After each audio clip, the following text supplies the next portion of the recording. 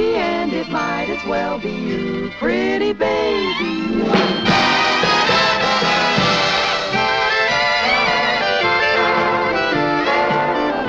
Pretty baby, pretty baby.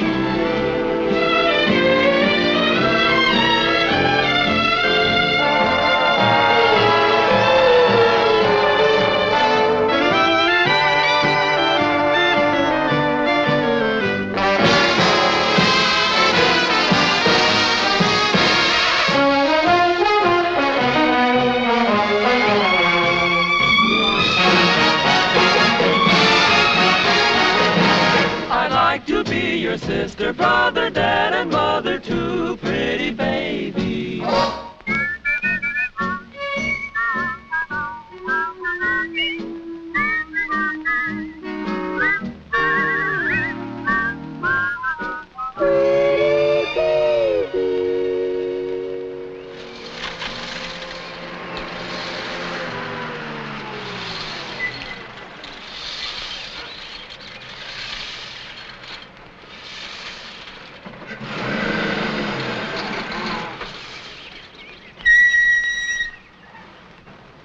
Hey!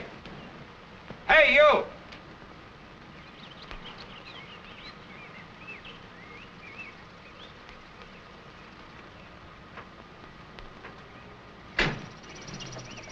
Hey, come here a minute, will you?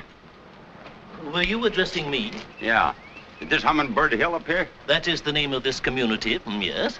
I'm trying to find 21 Carver's Lane. They phoned for a cab. Oh, someone going away? Well, how would I know? They want a cab, that's all. You know where it is? I do. You continue on and turn left into the first street, and it is the 4th house on the right. Thanks, buddy. You are entirely welcome.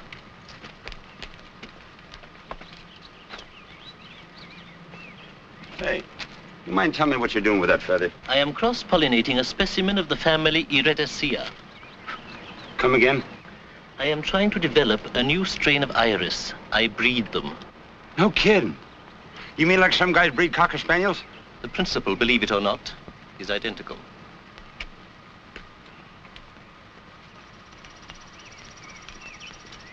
Clarence! Yes, Mother? What did that taxi man want? He's looking for 21 Carver's Lane, Mother. What on earth do the Harry Kings need a cab for? I don't know, Mother. Well, why didn't you ask him? I did, but he doesn't know either, Mother. Oh, you never find out anything. Better drink it now before it gets cold. Never mind the milk. Wheel me over to that other window. Quickly. Careful now. Hurry, hurry.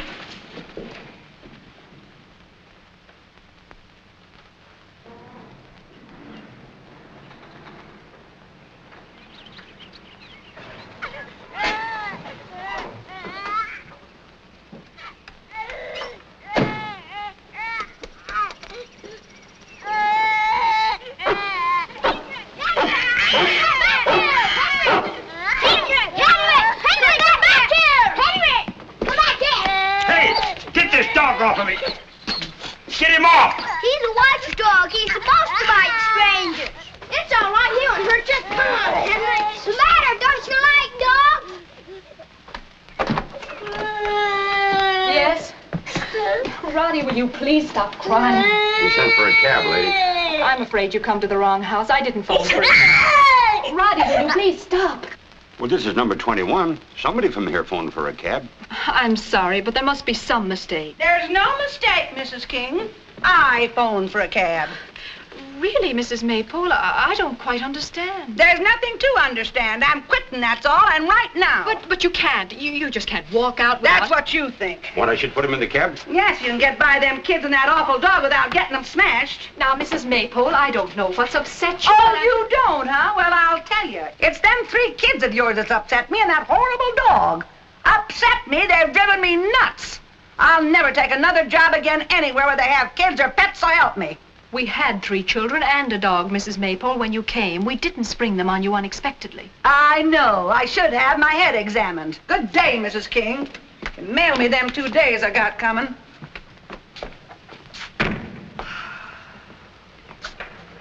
Don't worry, Mom. She was a pain in the neck. She couldn't cook good either. You're a much better cook, Mom.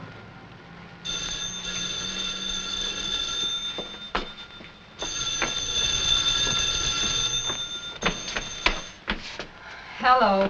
Oh, good morning, Mrs. King. Just a moment, please. Yeah? Your wife, Mr. King, on 2. All right. Oh. Hello, honey. Say, Mr. Hammond wants us to... What? She didn't. Why, the old bag. The maid quit. It's just Bill. It's all right. You can talk. What? I said, in a way, I'm glad to get rid of her. All she did was guzzle beer all day. What? Tonight? But how can we? Who'll stay with the children? Well, you'll just have to get a babysitter. I've told you, Mr. Hammond wants you and me and Bill and Edna to come for dinner tonight. I don't know. Yes. Tell her Edna raised a stake, too. But she's going to find a sitter or else... But honey, I can't argue with you now. I'm due in court. I'll see you later. And start phoning sitters. Well, okay, I'll try. Bye.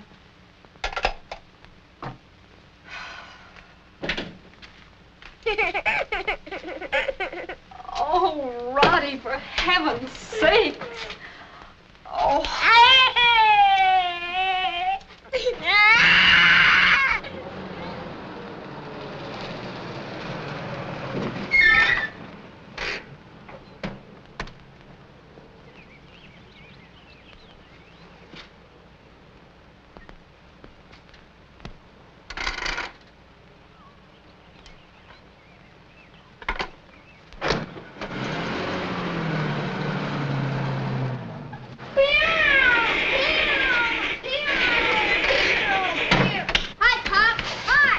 Hiya, fellas.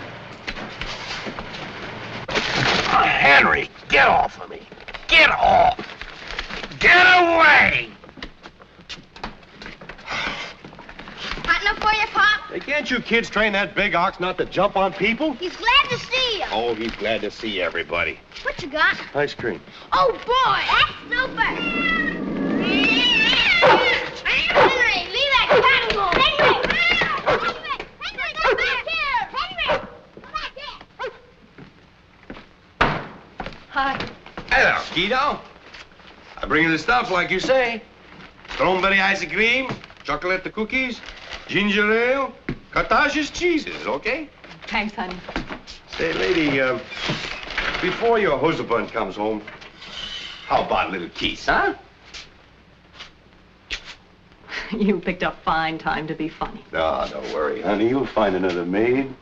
No, I'm not even going to try. La Maypole was a horrible extravagance. We just can't afford a maid right now, you know that. Unless, of course, you got that raise. Did you?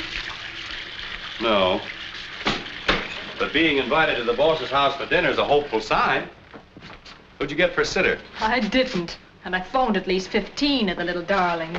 Oh, well, we've still got time. I'll get busy on it while you feed the kids. Hope you have better luck than I did. Hello? May I speak with Dorothy, please? Oh, I see. Thank you. Well, the kids are put away for the night, thank goodness. Good. It's so silly dressing to go over there. Just the 6 of us. The Hammonds always dress for dinner. They would. You might as well give up. You're not going to get anybody at this hour. Hello? Hello, Agnes. So glad I caught you in. This is Mr. King. I was just wondering if you... Oh, I see. Well, can't you go bowling some other night? Oh, no, sure, I understand. Goodbye. Don't you think you'd just better call Mr. Hammond and say that you can't get anybody? And get fired for disobeying the royal command? And why not? What? The sooner you start out on your own and stop letting Mr. Hammond kick you around, the better I like it. Look, my love, for the last time, there's more to starting a law practice than just hanging out a shingle. You have to make contacts, take it by degrees. The only way you can do that is with an established outfit. You know I'm right, don't you? I know you're a lot smarter than Mr. Hammond thinks you are. Thank you. Oh, what about that old duck we had a couple of months ago? The one with the wart on her nose. Too late, darling. Edna got her.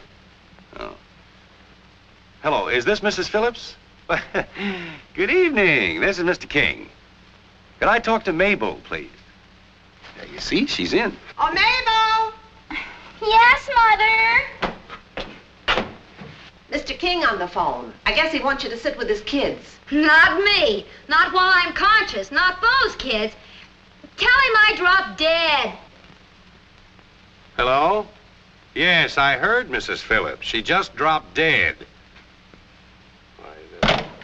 Fresh out of names, dear, or fresh out of charm? Well, we can always try Ginger. Oh, no, you don't. Why? What's wrong with Ginger? Well, in the first place, she's a nitwit, and in the second place, she's got a silly, idiotic crush on you. Oh, stop it, will you? Don't act so innocent. The last time she was here, she tried to hold hands with you right under my very nose. Can I help it if I'm irresistible to women? Of course not, dear. Well, okay. Oh, all right, go ahead and call her. Personally, I think you've got a crush on her. A child of 16?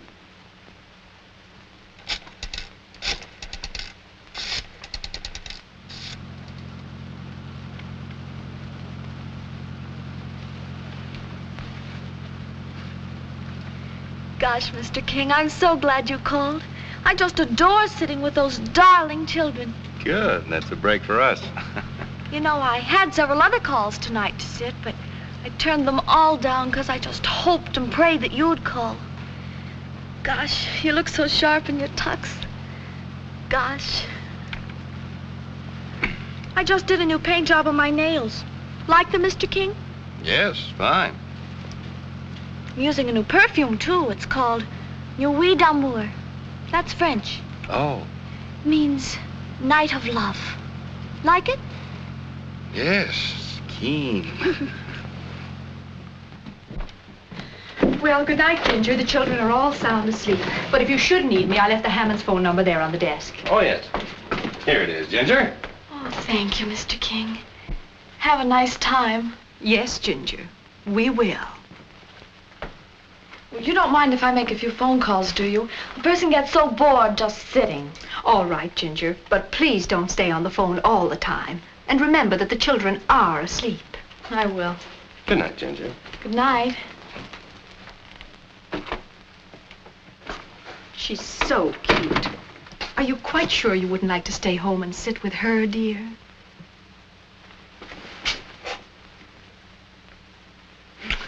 Well, what brought that on? It's that perfume of Ginger's. Brings out the beast in me. Oh, stop. 5 and 6, 11. Carry 1. 8. We'd had a little more gin this evening and less rummy. Yes, it wouldn't have been quite so gruesome. Why, Edna, how you talk. We ought to be honored that the Hammonds invited us over. Pipe down, will you?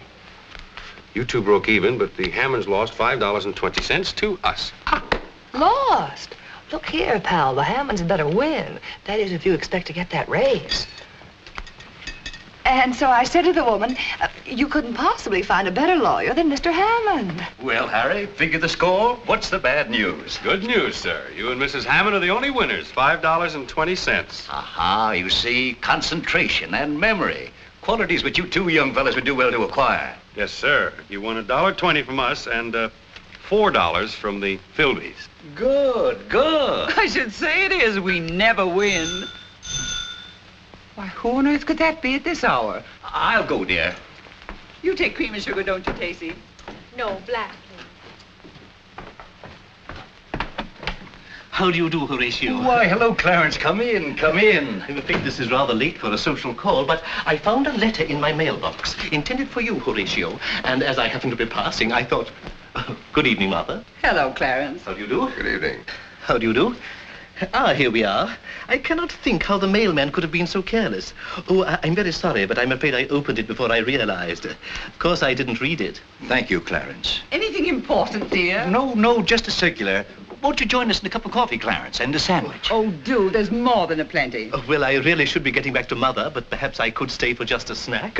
Of course you can. She'll be all right. You take sugar, don't you, Clara? 3 lumps, please. How are all the little irises coming along, Mr. Appleton? I must confess I'm quite surprised to find you and your wife here, Mr. King. Why? I just strolled past your house and I felt sure you would be at your own party. Party? Not at our house. Oh, yes, indeed. The house was blazing with lights, and I could hear the music halfway down the block. And as I went by, I saw your guests dancing. You and your ginger.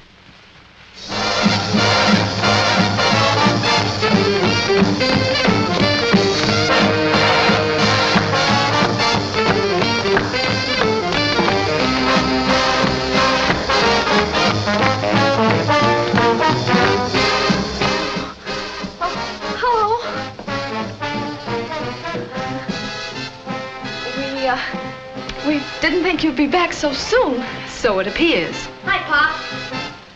We've been watching them dance. You kids run upstairs to bed. Go ahead. Hurry up. The idea of letting the baby out of bed at this hour. Are you out of your mind? Gosh, Mrs. King, I hope you're not sore just because I invited a few friends. Golly, a person go absolutely mad with nothing to do but sit. If I were your mother, which heaven forbid, I'd make it extremely painful for you to sit for the next few days. Look, Ginger, I think you'd better have your friends. Gosh, Mr. King, I feel so sorry for you. She has a terrible disposition, hasn't she?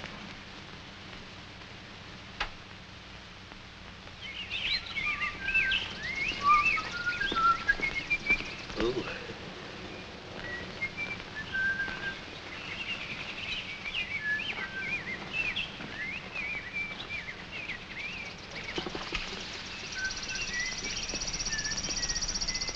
Well? Oh. What do you want? Good morning, Mr. Taylor. I was just admiring your bed of black iris. You keep away from my iris. I haven't forgotten yet what you said about me and that girl from the florist shop. I merely said... Just merely keep your mouth shut. Well...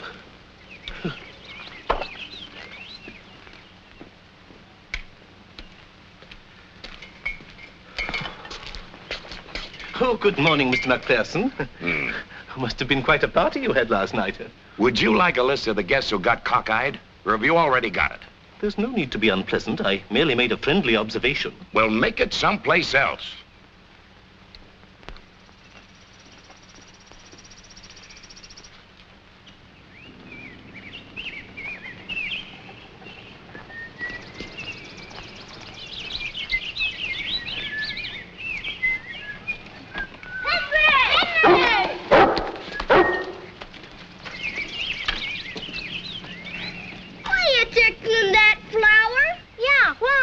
I am not tickling it, little boy. I am gathering... Just run along and don't bother me. I have your mother's permission. We won't bother you. Tell us what you're doing. Have you boys ever watched a bumblebee flitting from flower to flower? Sure. Well, I am doing just what the bumblebee does. Gosh, can you sting, too? Run away and play. Find it? It isn't upstairs. Oh, what did I do with that thing? Oh, there it is.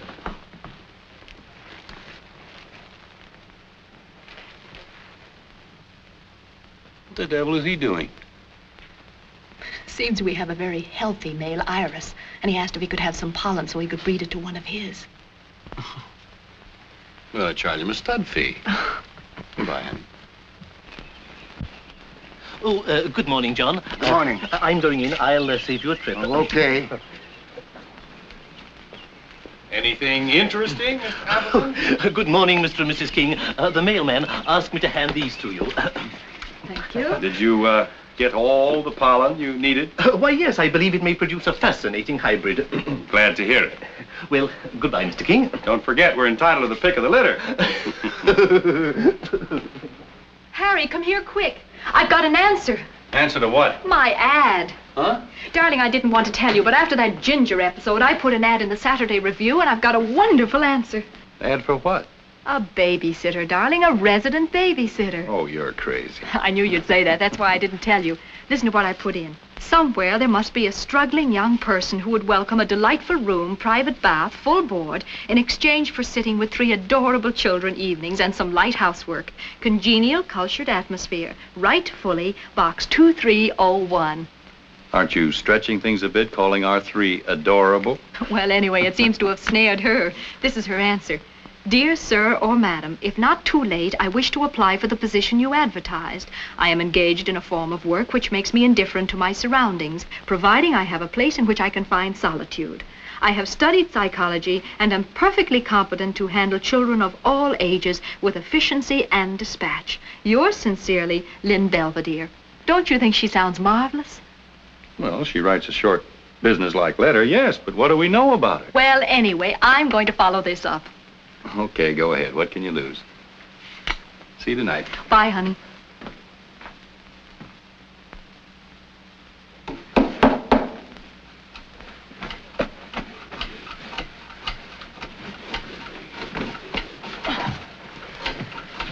That looks good.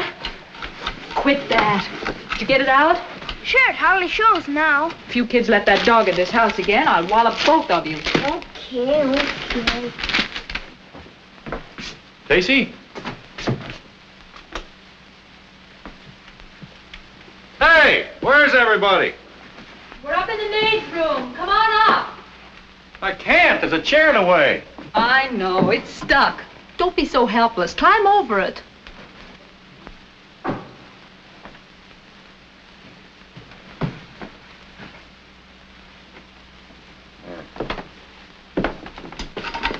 Tony, will you leave that alone? Look, boys, will you go downstairs and bring me up that thing I told you? Okay. Hi. Hello. Hi, Pop. Hello. Hello, darling. Hi. You have a nice earthquake? Oh, we've been as busy as little beavers. Mm-hmm. Isn't it wonderful? She's coming. Who? Miss Belvedere. Huh? The babysitter who wrote this morning. I decided not to waste another moment, so I sent her a long, straight wire giving her all the dope, and she wired back, and I wired again, and this is what I got. Conditions acceptable, arriving 9:35 tonight, Union Depot, Lynn Belvedere. Hey, Mom! Pop! Give us a hand! Come on, make yourself useful. Hurry up! This thing's heavy! Mine, too! All right, boys, put them down until Daddy moves the chair. You mind telling Daddy where his favorite chair's going? Well, darling, she does have to have something comfortable to sit on. And you're taking Nero up so she'll have an intellectual to talk to. Right. In my ad, I said that ours was a cultured, educated background. It won't do the girl any harm to find out that at least I used to be a sculptor. Yes, dear. Besides, that'll take the curse off my being a low, uncouth, struggling attorney. Mm-hmm. But you aren't struggling very intelligently right now. It won't work, darling. I tried it for hours. Stop giving orders and push. I'll get this thing out of here. You kids get back out of the way. Go on, over there. Now, one great big push. Hey! Do something, will you? I can't imagine what's keeping them. Well, maybe the train was late. They usually are. Edna, would you pick those cushions up for me? I told those kids to stay out of there. Hello? Oh, Bill, it's you. Yes, she's here. Edna, it's Bill. Oh? Hello, sweetie. No sign of them yet. We're beginning to suspect that Harry took her to a cocktail bar to get her plastered first. Well, don't stay over there too late. I have to get an early start in the morning. Yes, I'll be home the minute she arrives with a blow-by-blow description. Goodbye. Well, maybe that's them. But it can't be. Harry's got his key. Yes? Miss King, Mrs. Harry King. Yes. Good evening. I am Lynn Belvedere. You're who? Lynn Belvedere. But you can't be. Why not? Have you ever seen me before? No. No, of course I haven't. Very well, then. How do you do? Edna, this man claims that he's Lynn Belvedere. No. Edna, please. I'm sorry. This is my friend, Mrs. Philby. Oh, she doesn't live here. Delighted. This is quite a shock, you see. Well, we weren't expecting him. Well, I naturally thought you were a woman. You know. Your advertisement, of which I have a copy here, made no mention of sex. Possibly not, but it was obviously implied. I advertised for someone to help with the housework and sit with my children. Mrs. King, I happen to dislike all children intensely, but I assure you that I can readily attend to their necessary, though unpleasant wants. Sorry, I've just had a long and very trying journey in a day coach. May I see my room? Well, Now, look here, Mr. Belvedere. You're obviously here under false pretenses. To the contrary. If some young female arrived calling herself Lynn Belvedere, she would be here under false pretenses. May I please see my room? But my husband isn't home yet, That, and I don't if I quite... may say so, is a matter of complete indifference to me. I take it that you are not retaining my services to sit with him. Now, may I see my room? Why, well, I guess so. Oh, it's upstairs. Good evening.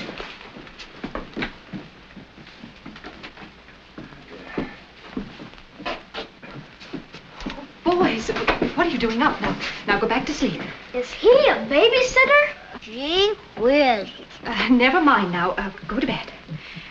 Oh, these are my sons, Larry and Tony, and the baby's asleep. Mom, why is it a man? You see, Mr. Belvedere, they also thought that you were going to be, well, anyway, they seem to be quite fascinated by you. The fascination, I assure you, is not mutual. Which way, please? Go to bed.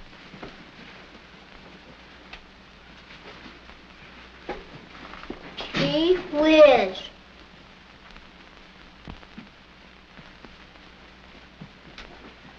We, tried to fix it up as nicely as we could. I hope you like it. After the obvious eliminations have been made, I believe it will be entirely satisfactory.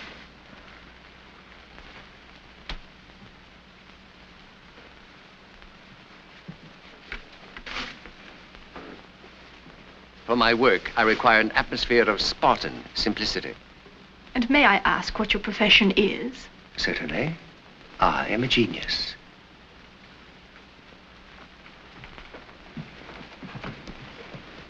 Satisfactory? Eminently, as far as I can judge. At the moment. With this exception. I'll change it.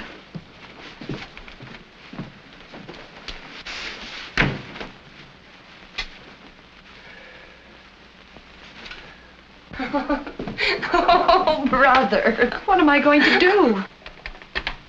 Oh, it's Harry. Oh, hello, dear. You back? Back? You and your cockeyed classified ad. She never even showed up. I hung around the station till the porter practically threw me out. Darling, I've got something to tell you.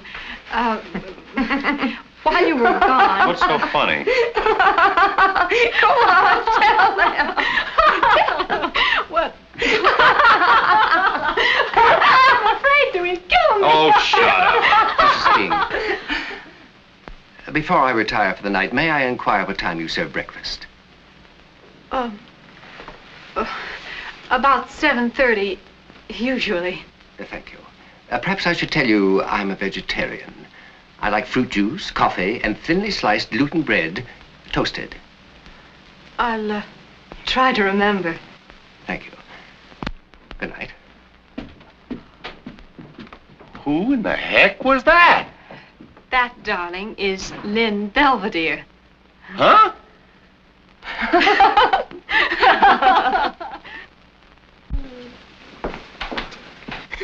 Baby. Now, Larry, that's enough sugar. Oh, Mom. Do you want to get another toothache?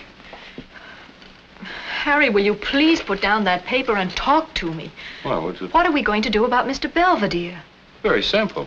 As soon as he deigns to join us for breakfast, I'm going to kick him out right on his ear. I guess you're right. But you'll have to tell him. He scares me. I think he's kind of cute. Me too. Well, I don't.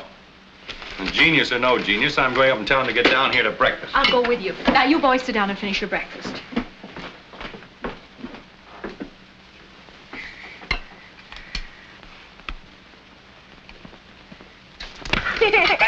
Roddy, for crying out loud!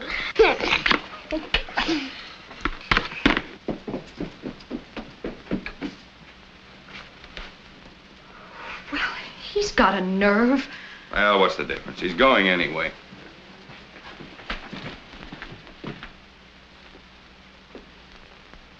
Not a sound. He's probably still asleep. Mr. Belvedere. Maybe he's gone. I hope so.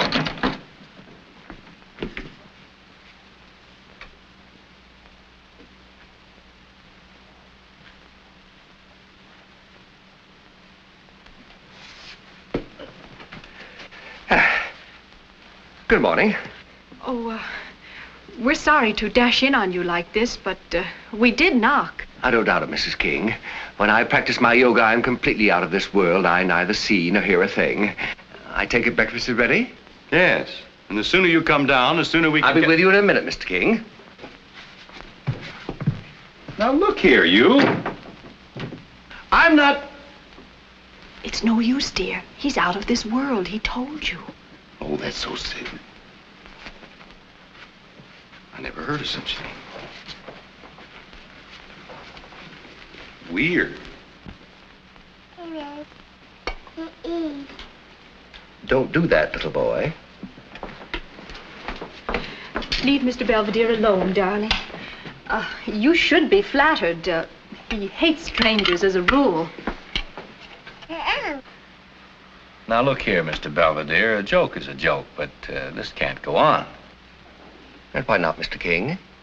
I am perfectly willing to carry out my end of our agreement. I see no reason why you should default on yours. But it's obviously impossible. You couldn't do the things we require. For instance, could you bathe Roddy? For many years, I have successfully bathed individuals of all ages and sexes, and I've never had any complaints. Baby. Don't do that again. That's enough, Roddy. Now, stop it. Stop it. My wife tells me that you're a genius. That is correct. Well, if I'm not too inquisitive, do you mind telling me what form it takes? I am, in my way, a philosopher. Oh, I see. You just sit and think.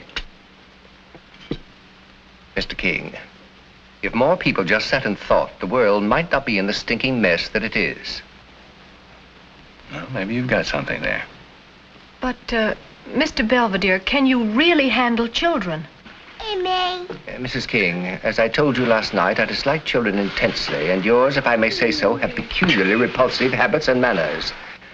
However, I assure you that I can cope with them successfully, given a free hand. Gesundheit. Now, I better get out the office. So long, kids. I'll see you tonight. Bye, Pop. Bye. Walk out the car anyway. Excuse me. Certainly. You will remain seated. Now eat your breakfast. And chew each mouthful 28 times. Not 20, mind you, or 26, but 28 times.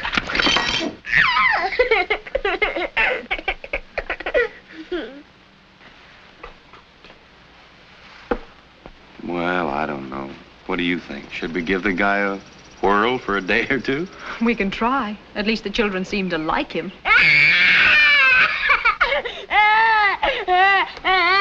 What's the matter? What happened? Why, Roddy! Mrs. King, throughout this grisly meal, your son has been pelting me with cereal. I have taught him an object lesson, and as you will observe, he doesn't like it. I guarantee that he will never throw cereal at me or anyone else again, ever. Mr. Belvedere, consider yourself hired. He's done that to me, too. You've got something. I couldn't agree with you more, Mr. King. You might even say I have everything.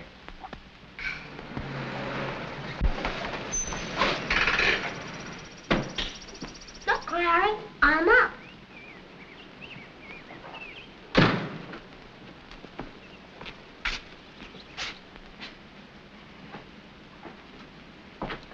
Hi. What goes with you two? Mr. Belvedere taught us. It's yogi. Bill's well. He said it relaxes you. Well, just be careful you don't relax so much you break your necks. We won't.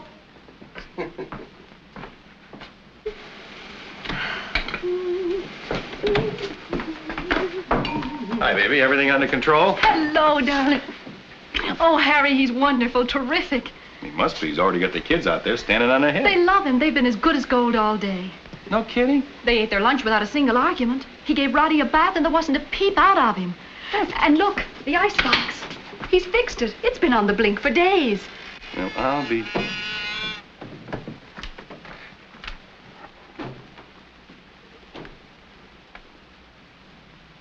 What's the matter with Henry? Is he sick? No, darling. It seems that Mr. Belvedere used to be a dog trainer or something, and he had a long talk with Henry this morning, and ever since, Henry has been quiet as a mouse. Isn't it wonderful? Sounds like a treasure. Oh, he is. And in addition to everything else, he makes the most divine combination salad you ever tasted. Looks delicious. There's just one thing. He's sort of mysterious. How do you mean? Well, 3 times today when he finished his chores, he went upstairs and locked himself in his room. I heard the lock click. I went up and listened, but I couldn't hear a sound. What do you suppose he does up there? Maybe he stands on his head. That doesn't make much noise. Oh. Is he up there now? No, he's out taking his constitutional. Then why are we whispering? Oh, I forgot. He says he goes out for a constitutional every night before dinner. I gave him a key to his room, of course, but he doesn't know that I've got an extra one. Would it be very unethical if... It most certainly would. Let's go.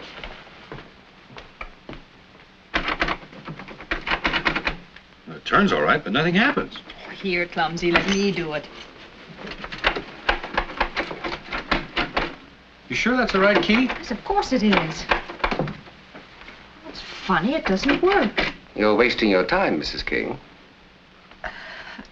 Hello. Good evening. Knowing human nature as I do, I suspected that you might try to snoop. This is a new lock. But it can't be. I didn't order a locksmith. It wasn't necessary, Mrs. King. I am an expert locksmith.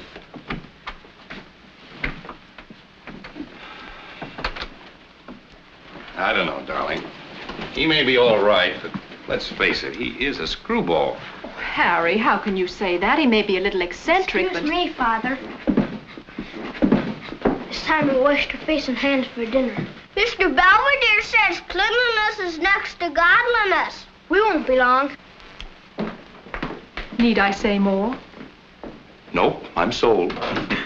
I'll say goodnight to Roddy. You know, Mrs. King, it's really all your fault. If you weren't so darn pretty, we wouldn't have so many kids for people to sit with. Oh.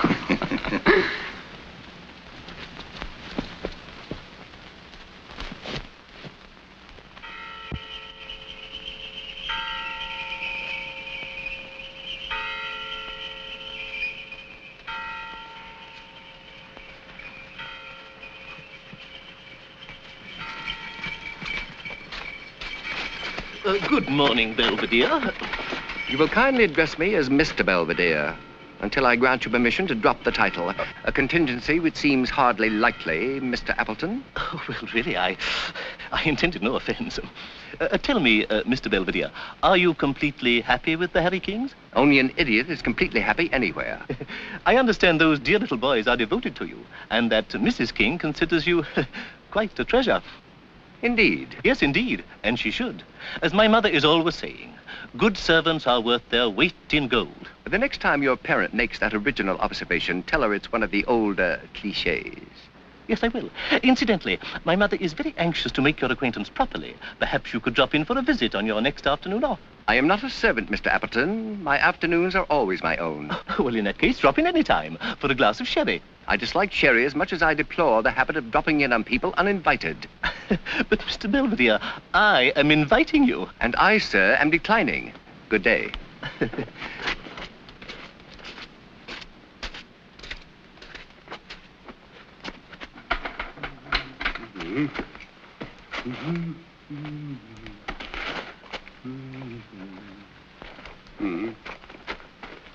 Oh, here, let me do the mouth. That's awful. Okay, Mommy, we all know you're a sculptress. But hurry up, will you? I want to get this finished before the kids get home. Oh, relax. They won't be home for hours. Why? Edna's taking them to her house after Sunday school. They're going to have lunch with Susan and little Bill.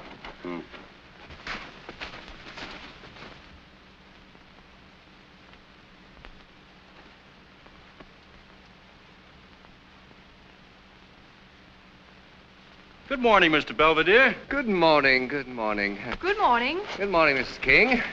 Cold enough for you? Nippy, but it suits me. How do you like our snowman?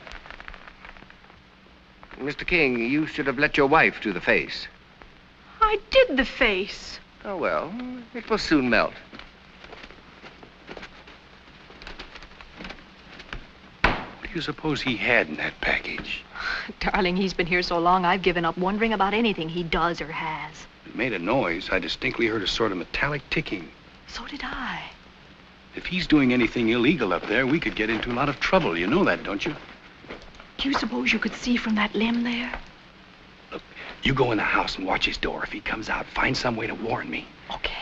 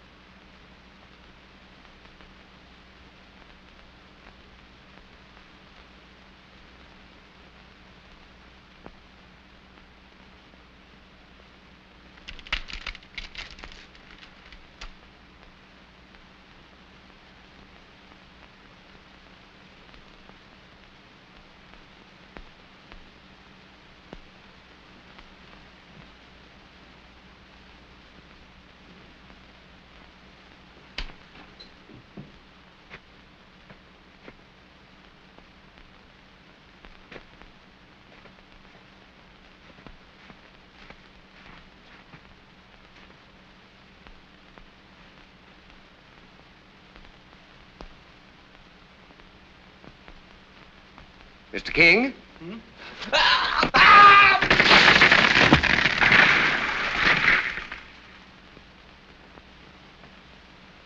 Ow! Take it easy, will you?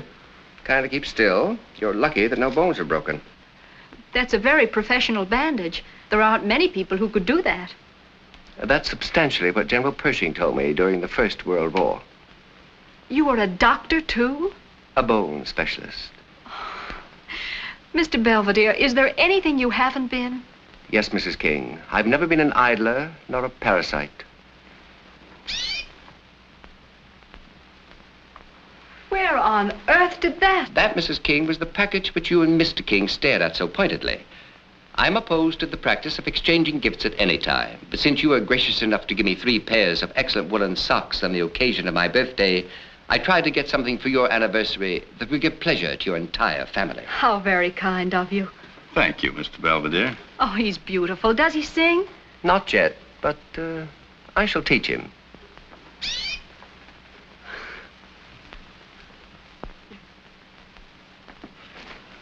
Darling, will 6 shirts be enough? Sure. Oh, will you need your tux? Look, sweetie, I'm going to Chicago for a few days on business, not for fun. Oh, it's getting late. Don't worry, Bill will be here. Edna said he has a business date downtown, and he'll drop you off at the station on the way. Mm-hmm. Let me see now. Socks, ties. Oh, my shaving things. I forgot it. Hi, funny face. How's the bath coming? Hi. You gonna miss me when I'm gone? Hmm? Bell. What? Oh, baby, now I'm going. Oh, don't look at me like that and laugh. You having fun, huh? Mr. King? I've been trying to teach Roddy that bathing is not a social function. Kindly do not talk to him. Now then, Roddy, put the cloth in the right hand, like that, and wash. And no conversation. I don't care how good he is. There are times when that genius gets on my nerves. Oh, don't be so touchy. I'm mad about him. See, Pullman tickets, money. Oh.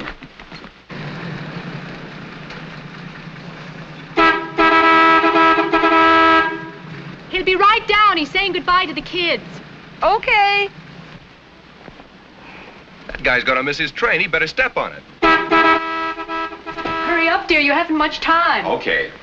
You boys be good now and don't worry your mommy too much. We won't. Good. Keep the home fires burning. Bye, Pop. Father. Goodbye, son. Goodbye, Mr. Belvedere. Goodbye, Mr. King, and don't worry. During your absence, I shall endeavor to pinch hit for you at every opportunity. Thanks, Mr. Belvedere. Yes, darling, I know we'll get along fine. Oh, come on, they're getting impatient. Now, call me if you have time. Oh, yes, while you're in Chicago, will you go by Marshall Fields and see if they have Larry's size in those real heavy... What's the matter? Forget something? I can't go. Why? Well, I can't leave you here alone with Belvedere. Why not? Bel... Are you out of your mind? You seem to find him very attractive. I find the Grand Canyon attractive, but that doesn't mean I'm in love with it. You just got through saying you're mad about him. I am. I'm insane with passion. Hey, do you realize what time it is? I'm not going. Not going? Oh, why not? This pillar of virtue has suddenly decided that it wouldn't be safe to leave me alone in the house with Mr. Belvedere. Are you kidding? That's not the point at all. Look, I'm not suggesting that you and Belvedere carry on while I'm gone. Would you feel any better about your trip if your wife slept at our house while you're gone? Yes, I would, definitely. All right, it's settled then. Just think, dear, Caesar's wife is going to sleep at our house. Goodbye now. Oh, all the silly. Well, don't I get a kiss? No, I'm a one-man woman, and my heart belongs to Belvedere. Oh. Thanks, Edna. Goodbye. Bye, have a good time. And don't you be late, Bill. I won't. You know, I believe he was actually jealous. That's very gratifying. Most gratifying. Although slightly suburban. Mr. Belvedere, don't you consider eavesdropping a bit unethical? Quite unethical, but fascinating. I particularly enjoyed your comparing me to the Grand Canyon. Now, there's rugged grandeur. I shall put that in my diary.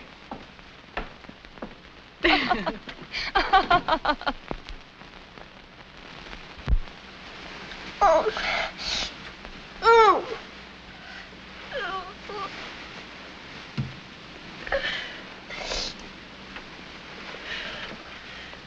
Larry. Larry. Wake up.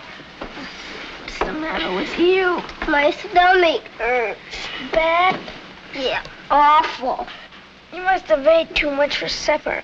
Go on back to sleep and you'll feel better. I can't. It hurts. Tell Mom. How can I? You know she's been sleeping over at the Philbys. But I want my mom. Shh. Shut up. It's nearly 3 o'clock in the morning, and you'll wake up Roddy and Mr. Belvedere. I don't care. Shh. Look, Tony, I know. Why don't you stand your head like Mr. Belvedere taught us? I already tried, but I only threw up. Okay. I'll wake him up, but he won't like it. He won't mind. Oh, yes, he will. He's a genius, and he needs 8 hours undisturbed sleep. He says so all the time.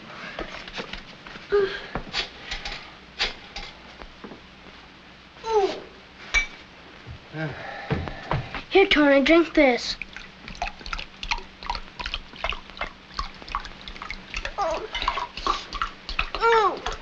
What are you giving him? It's all right. It's just ice water. The water bottle got smashed. Put it down. Why? A drink of water might be good for him. But when your mother gets here, she can drown him in ice water as far as I'm concerned. Until then, leave him alone and put it down.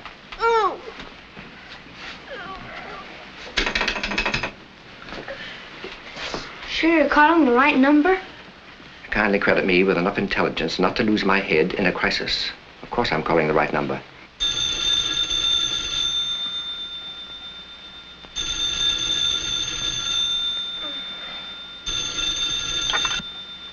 Hello?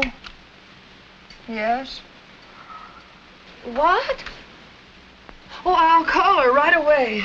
What's the matter? What's wrong? It's Tony. He's sick. Tacey! Tacey! Hi, Mom. How is he, dear? Is he any better? I think so, a little better. Tony, baby, did you take his temperature? No, I'm satisfied that he simply has a bellyache. No more, no less. Oh. Is the pain very bad, dear? Show me where it hurts. Here. Of course, I could have handled this crisis perfectly well myself, only the child expressed a maudlin desire for his mother. Come on, dear. I'll take you upstairs to bed. There now. You all right? Uh-huh. Mom, you gonna sleep here now? No, I'm going back to Mrs. Philby's. Why? Because... Oh, well, never mind. It's a long story. Now, you boys sleep late in the morning. I'll be here to get your breakfast. And don't wake Mr. Belvedere. We won't. And as for you, Dopey, the next time you find a package of chewing gum, be sure it is chewing gum.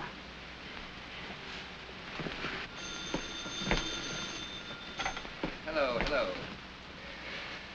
Mrs. Philby, I have now informed you on 3 separate occasions that nature has resolved Tony's gastric disorder. Mrs. King will return in a few minutes. No further bulletins will be issued. Good night. Silly woman. I'm sorry you were disturbed, Mr. Belvedere. I'm sure they'll go right to sleep now. Whereas I shall be plagued with insomnia. Now, who could that be? If you go to the door, you need not conjecture. Oh, please pardon the intrusion, Mrs. King, but I noticed all your lights go on, and knowing your husband was away in Chicago, I felt constrained to dash over to see if anything was wrong. No, thank you. Everything is fine. Oh, just a neighborly call, you might say, to offer my services if needed.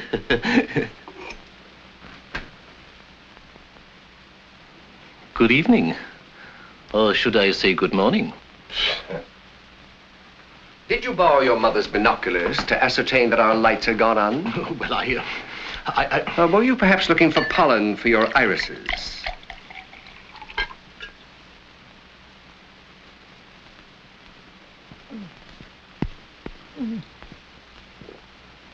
Well? I see that I am not needed. Your vision is remarkably accurate.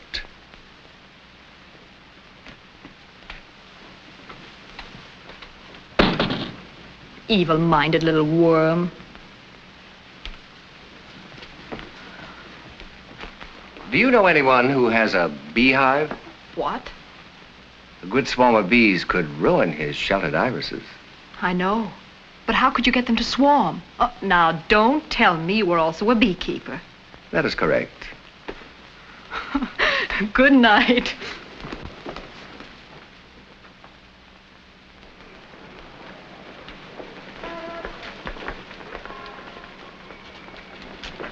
Here you are, Mrs. Gibbs. I know you'll enjoy it. Thank you, Della. I certainly like the last one you recommended. Good. Do come in again. Oh, I will. Goodbye. Goodbye, Mr. Appleton. Oh, Mrs. Gibbs. So, what happened? Well, as I was saying, last night, or rather early this morning, I went over to the Harry King's on an errand of mercy. And bear in mind, Mr. King has only been gone 3 days. And there was Mr. Belvedere in his pajamas, and Tasty King in a flimsy negligee, and both of them cavorting about in the most shameless way, drinking gin. Why, I think it's the most... What? Oh, you're quite right, my dear. It's my duty to tell Horatio. Yes, of course. He demands respectability above all things. Mr. Hammond's office? Oh, yes, Mrs. Hammond. One moment, please. Yes? Mrs. Hammond on the phone. Oh, all right. Yes, Martha, what is it? No. Why, that's outrageous. And both of them drunk? Well, go on. What else did she say that Clarence told her to tell you to tell me? Uh-huh. Hello, girls. Hello, Mr. King. How are you, Peggy? Everything under control? Oh, yes, Mr. King, and we got your wire. Mr. Hammond was very pleased that the matter was settled. Swell. Get my house for me, will you? I haven't been home yet. But, Mr. King, Mr. Hammond wanted to see you the moment you came in. Oh, okay. I'll call the house later. And that's where I nailed him. He didn't have a comeback. So he talked it over with his clients, and they signed on the dotted line. Very good, Harry. Now, Mr. Hammond, how about that raise? Before we discuss that, Harry, there is something of a personal nature.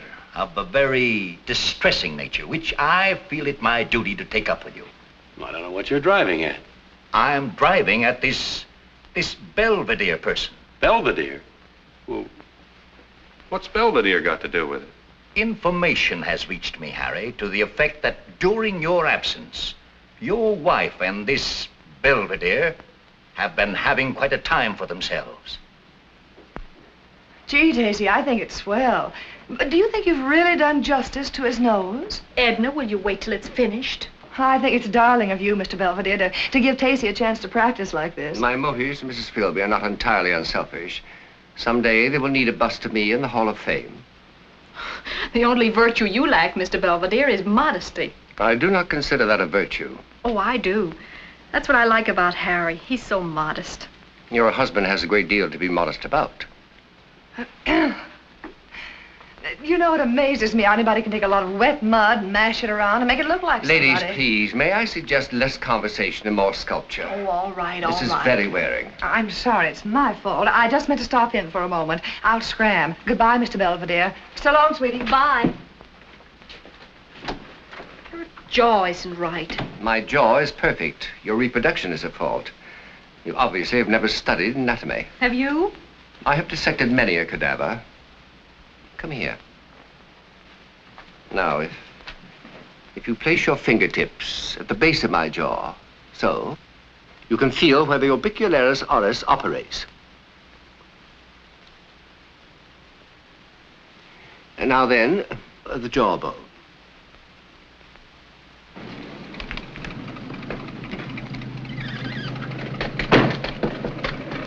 That's okay.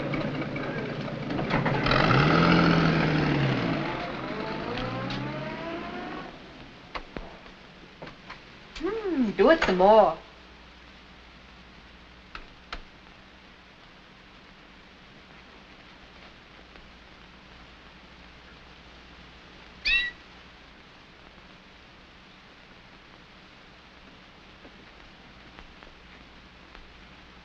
Well, this is a cozy little scene. Harry, I didn't expect you till tonight. Obviously.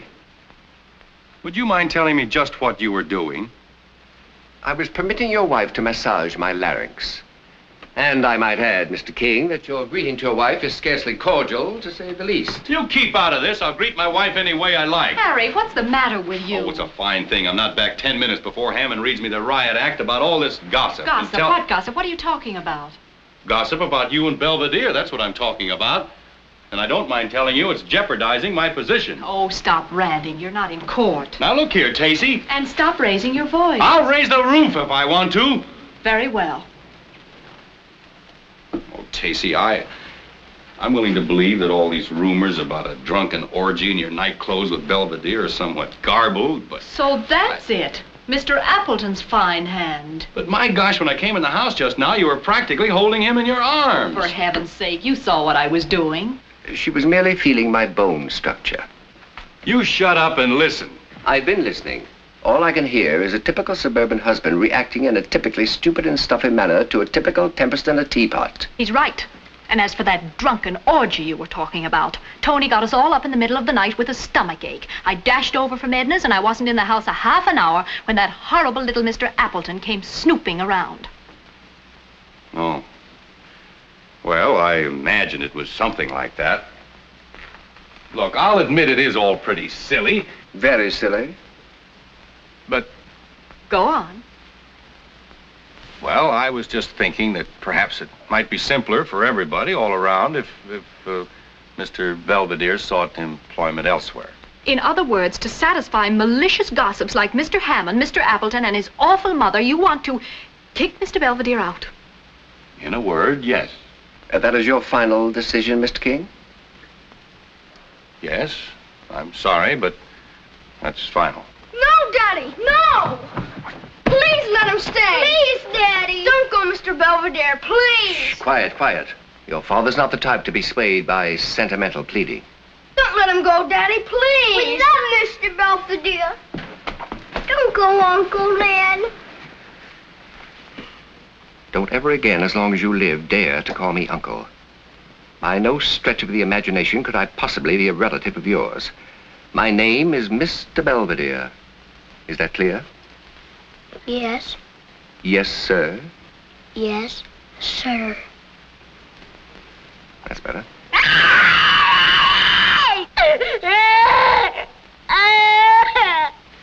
What the heck is the matter with him? Children are psychic, Mr. King. They can sense impending disaster. Okay, I know when I'm licked. All right, he can stay. Shut up!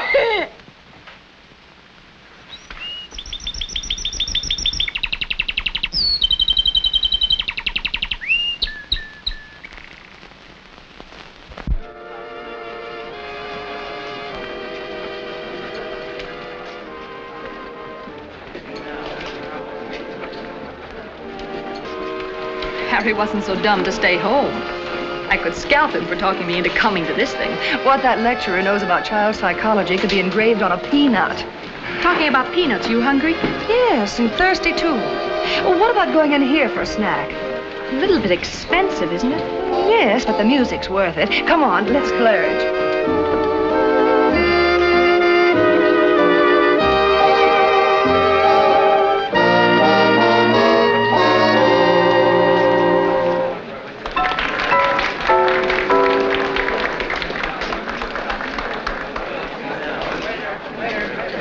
Mr. Belvedere, it's Mrs. King and Mrs. Philby. It is indeed. Well, they better not see us here together. I'll blow. You have wisdom beyond your years, my dear. Thanks very much for these notes. They'll be invaluable to me. You are a mine of information. Oh, that's all right. Well, so long. And, thanks for the ham sandwich. And coffee, please. Right away.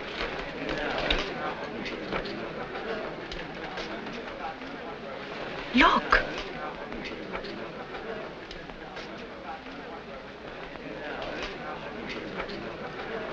Well, I'll be darned. That's very funny. I've often wondered what he did with his evenings off. Oh, he's coming over. You better get rid of him. You don't want to start those tongues wagging again. On the contrary, I'd like to give them something to wag about. Good evening. Hello, Mr. Belvedere. Miss Philby, may I join you? Of course. Yes, please do. Thank you. I suppose I should make it clear that I'm very sorry that I have neither the means nor the presumption to pay for your refreshments. Oh, that's perfectly all right. Edna and I always go Dutch, too. Oh, I just love this number. I adore dancing, but Bill simply loathes it. So does Harry. Do you dance, too, Mr. Belvedere? I dance extremely well. I suppose you learned from Arthur Murray? No, I taught Arthur Murray. Would you care to dance, Mrs. King? Oh, I'd love to. Excuse us.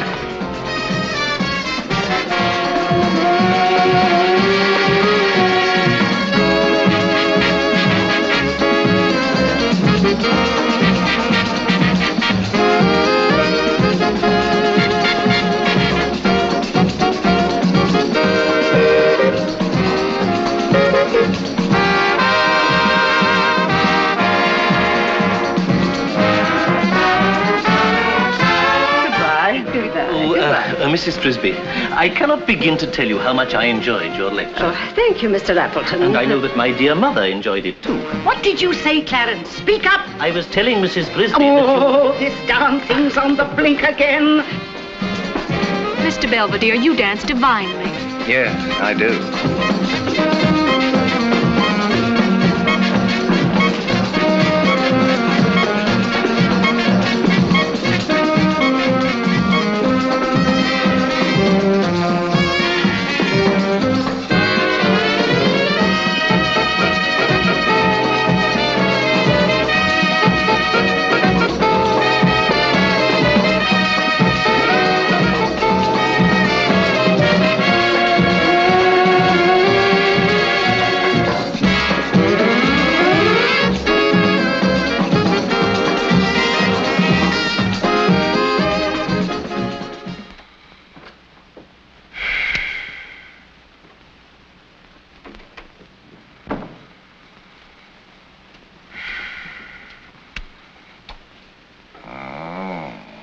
Hello, darling. Kind of late, aren't you? We were hungry. We stopped and had a bite to eat. And you know what? Good lecture. Horrible. Well, then what did you stay so long for? Well, darling, if you'll turn around and listen to me, I'll tell you why. No, I'm sleepy. But, darling, I want to tell you what happened. Yeah, well, tell me in the morning. Okay. Happy dreams.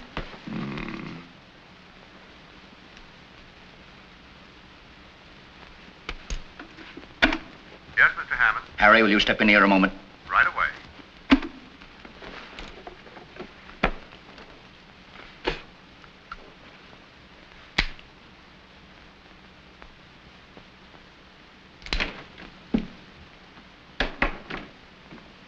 Yes?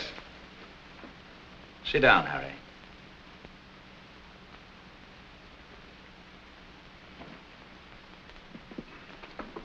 Harry, firm of Horatio J. Hammond and Associates has a spotless name in this community. So? So I consider it mandatory for all those connected with the firm and their families never to incur the slightest gossip of a scandalous nature.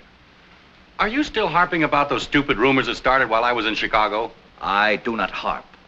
That was quite a while ago. I am now referring to an incident which took place only last night. A most deplorable incident which has just come to my ears. Involving whom? Involving your wife, Harry, and involving this Belvedere whom you are sheltering. Now, look here, Mr. Hammond, this has gone far enough. If you will sit down, Harry, I will furnish you with full details.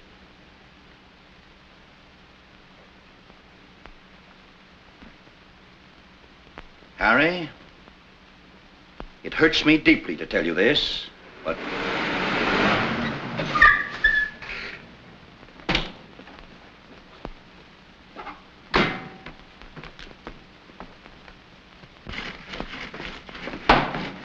Hello, darling. You're home early. Why didn't you tell me you were out dancing with this man last night?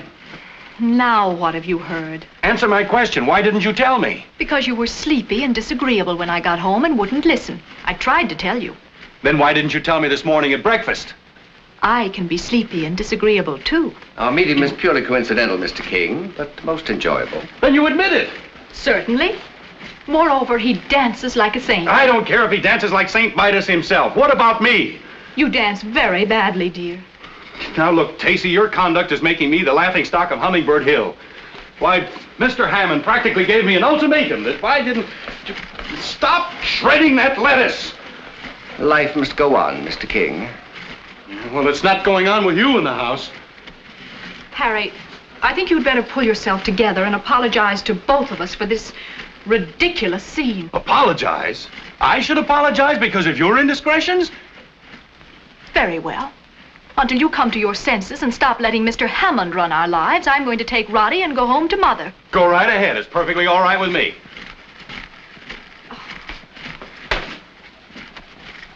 It would be hard to tell which of you is behaving more foolishly.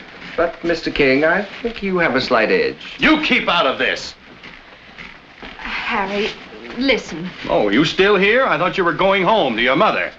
Very well, if that's the way you feel about it. That's exactly the way I feel about it. I agree with Mr. Belvedere. You're acting That's like the whole trouble. You always agree with Mr. Belvedere. Well, what are you waiting for? Nothing. Now I know where we stand.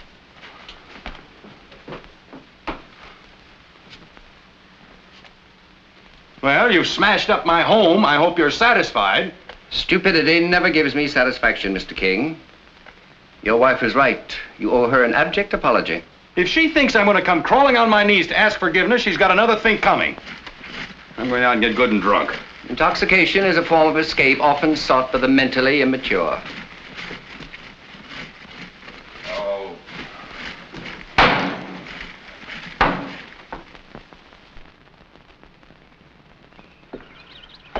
That's all there was. Oh. Nothing from Harry? Oh, Harry doesn't write. I don't even expect to hear from him.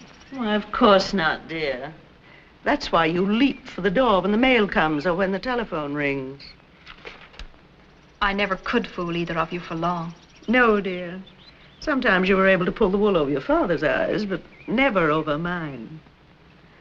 Okay, then. We had a fight. About this, Mr. Belvedere? Yes. Oh, Harry's such a fool. He was seething with ridiculous suspicion and jealousy. I could have wrung his neck. When a woman wants to wring her husband's neck, she's usually in the wrong. Well, anyway, he could have phoned or sent a postcard or something after 3 days. You're the one who walked out. Have you phoned or sent a postcard? After what he said to me? Oh, go ahead. Call him up. I will not. Why, he practically accused me of... Okay. So he flew off the handle. Harry was always that way, dear. Full of ginger. Ginger. Yes. Look, Dad, you and Mother can go on your fishing trip. Don't bother about me. I'll stay here with Roddy. We'll be all right.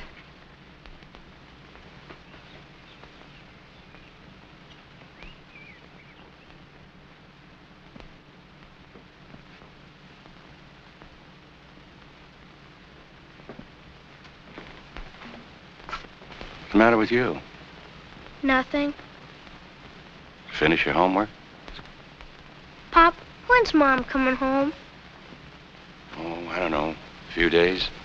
Why did she go? Well, I guess she got lonesome for Grandma. Well, I'm lonesome for her. So's Tony. Aren't you? Sure. Sure. Why don't you call her up? She's been gone a whole week. Go on, Pop. Call her. Why don't you run upstairs? It's almost bedtime. Okay.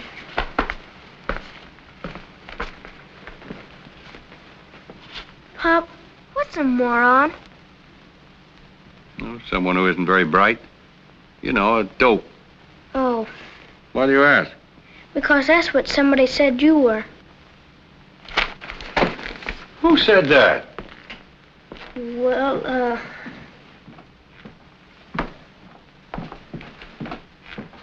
Where do you think you're going? Out? It's Thursday, my evening off. Remember? Did you tell my kids I was a moron? I most assuredly did not. But, Mr. King, if you wish it kept a secret, you should not act like one. Take my advice. Bury your idiotic pride and telephone your wife. When I want your advice, I'll ask for it. Good evening. Good night. And don't bother to come back, except for your clothes. You're through. You can't mean that, Mr. King. Bear in mind that in your wife's absence, you would be quite helpless without me. I've half a mind to punch you right in the nose, just on general principles. It takes half a mind to resort to such measures. Why, you... Oh! I neglected to tell you that in my youth, I was quite expert in the art of the fisticuffs.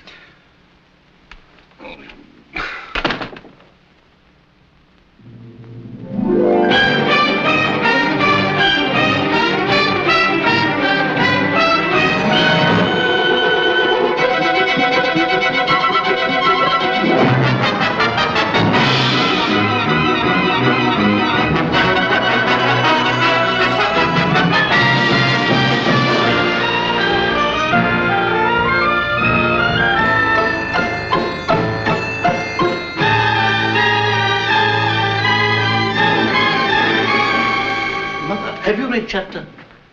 Mother? Mother! What's the matter? Effie! Effie! Mother, speak to me. It's Clarence. Mother, please don't frighten me. Mother. Effie, Effie, get the smelling salts. My mother has fainted. Mother. Come on, Mother. Mother. Oh, Mother. Mother! Mother! Can't you hear me, Mother? Mother!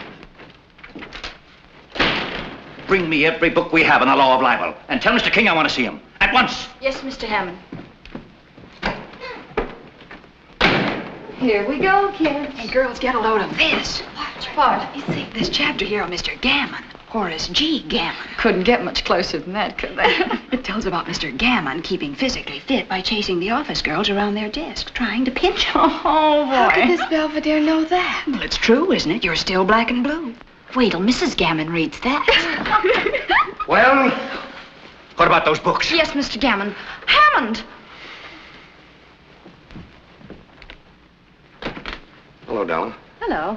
I understand I'm referred to and... Oh, yes, Mr. McPherson. You're mentioned on page, 174. Well, you better let me have a copy. Certainly. Now, Emily, don't be silly. This book is merely fiction. Well, we'll discuss it tonight. I'll be home. Hello?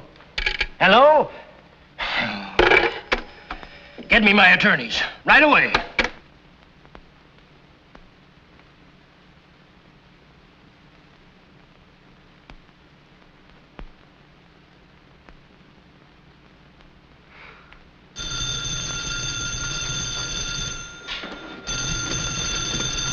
Hello? Yes. Yes, this is Mrs. Harry King. Oh, all right. Hello? They're putting her on. Hello? Oh, hello, Tacey. Oh, it's you, Edna. I thought it was... Is anything wrong? Anything? Oh, sweetie, everything's wrong. Now, don't get panicky. Nobody's sick or anything. It's your precious Mr. Belvedere. He's got this whole town in an uproar. He's written a book. Yes, I know. I just this moment saw the advertisement. Well, go on. Tell me. What's happened? Well, in the first place, Harry's been fired. Why? For harboring Belvedere, of course. Tell her about me. Oh, yes. And when Bill tried to stand up for Harry, he got fired, too. Oh, my gosh. Well, let me speak to Harry. Put him on. What? Well, where is he? We don't know. He's not at home. He's probably out somewhere looking for a nice soft shoulder to cry on. Bill says... Hello? Well, it worked. She just said goodbye and hung up.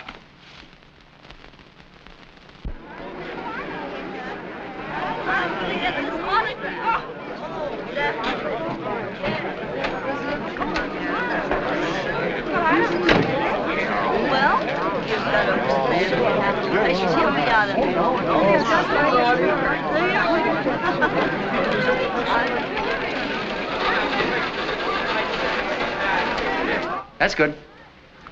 All right, we're ready. Now, Mr. Belvedere, I'll be behind the camera, and I'm going to ask you a few questions, so just be perfectly relaxed. Young man, I need no instructions. I have directed many pictures. Oh, I'm sorry. I didn't know that. All right, everybody, quiet. Quiet, please. Roll. Speed. Now, Mr. Belvedere, tell us, how did you write this book? I wrote it with a quill. Oh, that's very interesting. So that's why we could never hear anything. Look, it's Mom! Mom! Hi, Mom! Hello, darling. Oh, Tony, baby. Oh, I missed you so much. Oh, we've missed you, too. Hi. And where's your daddy? He's inside. Come on, quick. Mr. Belvedere, critics throughout the country have unanimously hailed your novel as a masterpiece of sheer genius. That is correct. And how do you feel about it? I feel they were quite conservative. Huh? Look! It's Mom! Quiet in there! Oh, darling. Quiet! We're shooting in here! Cut. Oh, darling, I had to come back the minute I knew you were in trouble. Don't worry, it'll work out all right. Gosh, honey, I've been such a dope. You have indeed. No need to be emotional, Mrs. King. He will not starve. Mr. Belvedere, I don't quite know whether to congratulate you or to... Or to spit in my eye. Well, yes. It's a moot point. Mr. Belvedere, please, we haven't finished. You're mistaken, young man. We have. I've posed quite long enough. Oh, Edna. Edna. Bill, I haven't had a chance to say hello to you. Hello, Tacey. I know, sweetie. Come on, let's get out of this shambles. I want to talk to you. Go ahead, dear. I'll be right up just as soon as I get rid of this gang. There you are, my good man. Look, fellas, enough is enough. Get all of these people and this stuff out of here, will you? Okay, boys, wrap it up. Just one of the penalties of fame, Mr. King. Well, I'm not famous. You will be. My book has made you immortal. You can't go in there. I'll go anywhere I please. Where is this Belvedere person? Where is he? Oh, there you are. Don't you take your hat off when you crash somebody's house? Don't you talk to me like that. I'll talk to you any way I like. You fired me, remember? Yes, I fired you. You heard him. Now, it gives me the greatest possible pleasure to serve you personally with this summons. A summons? Well, how interesting. I am suing you for $1 million for libel. Splendid. That's a good round sum. And I'm going to sue you, too. Good. And me. And I, Mr. Taylor. My mother and I are going to sue you, too. And in addition, we shall see to it that you are run out of town. Excellent. Such notoriety will merely cause the sales of my book to zoom higher, if possible. Would you two young men be interested in acting as my attorneys in these threatened suits? Are you serious? Mr. King, I never jest about $1 million. Money is the root of all evil, and I have the greatest possible respect for it. Okay, Mr. Belvedere, we'll be very happy to defend you. Good. How about it, Bill? It's a deal. The offices of King and Philby will open tomorrow morning. And they'll have their work cut out for them. Because we intend to sue not only you, but everybody who supplied you with this libelous information. Good idea. You should always go to the source. I intend to. Has it occurred to any of you gentlemen who that source might be?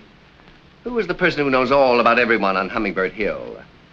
Who is the one that for years has made a repulsive habit of snooping and gossiping about his neighbors?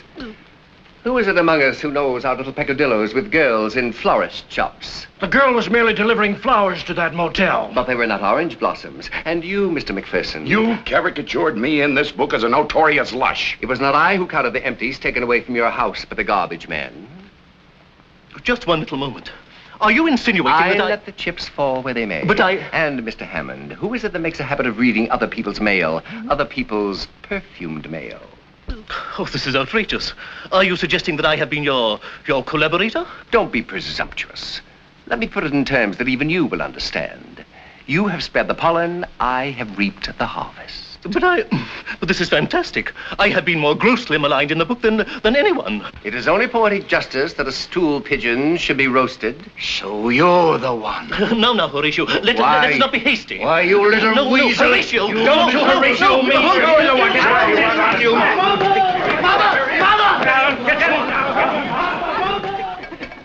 I'd give my right arm to get a look at Appleton with that black eye. I bet it nearly killed him when they trampled down his iris bed. How would you like to go celebrating tomorrow night? Love to. Would you care to take me dancing? Yes, but remember, I don't dance as well as Mr. Belvedere. No, dear, but you're much prettier. Wait a minute. We can't.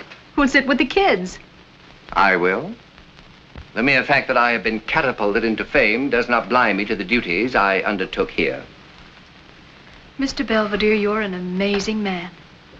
Just what are your plans for the future? My dear Mrs. King, Hummingbird Hill is only the first volume of a trilogy. I estimate the other 2 volumes will take me about 2 years. And you're going to write them here? Naturally. Posterity will demand that the entire masterpiece be written under the same roof. This house will become a shrine. I'm surprised you even want to stay. It can't be very convenient. You claim you don't even like children. That is correct. Mr. Belvedere. Yes? I think it only fair to tell you that before long we're expecting another child.